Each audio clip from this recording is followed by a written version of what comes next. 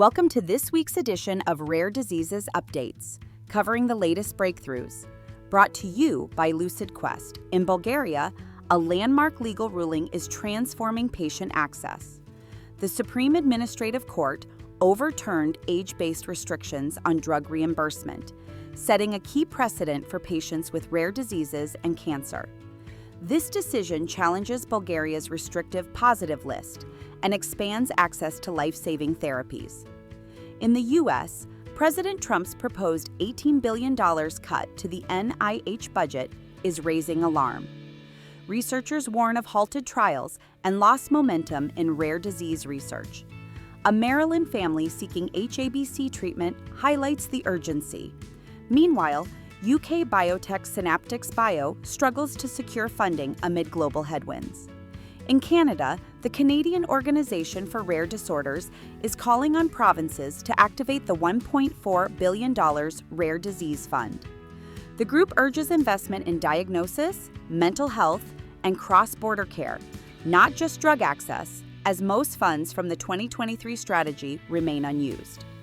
Leo Pharma has taken over global development of Spevigo for generalized pustular psoriasis, a rare, life-threatening interleukin-36-mediated skin disease.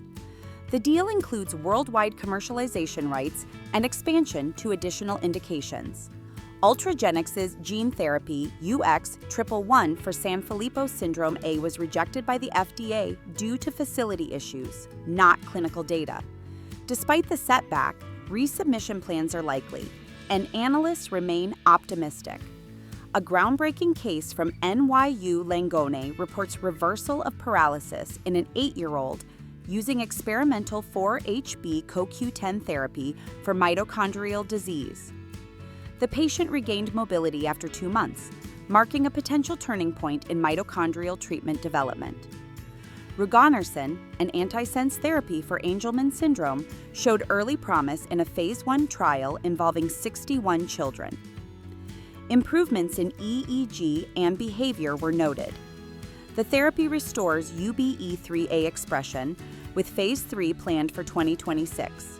The FDA has granted orphan drug status to Adcentrix's ADRX-0405 for gastric cancer. The antibody drug conjugate offers new hope for rare gastric and prostate cancers, benefiting from regulatory support and 7 years of exclusivity. Clotho Neuroscience's ALS gene therapy, KLTO-202, also received orphan drug designation. With preclinical studies complete, the company plans to move into human trials. The designation offers development incentives and market protection. A physician survey shows 81% support AI use in diagnosing rare bone diseases via imaging, especially X-rays. Key concerns include transparency, data privacy, and diagnostic errors, but interest in AI integration is strong. AstraZeneca's anselamimab failed to meet endpoints in a late-stage trial for AL amyloidosis, missing reductions in death and hospitalization. Despite the outcome, the company is exploring subgroup analysis for future potential.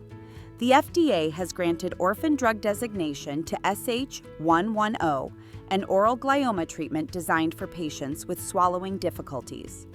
The therapy supports compliance and expands Shorla Pharma's user-friendly oncology pipeline.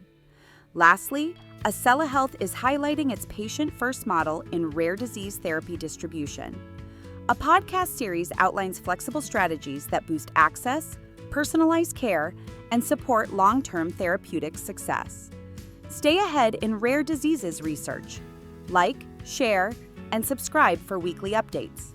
Visit lqventures.com or email us at info@lqventures.com for expert healthcare consulting. See you next time.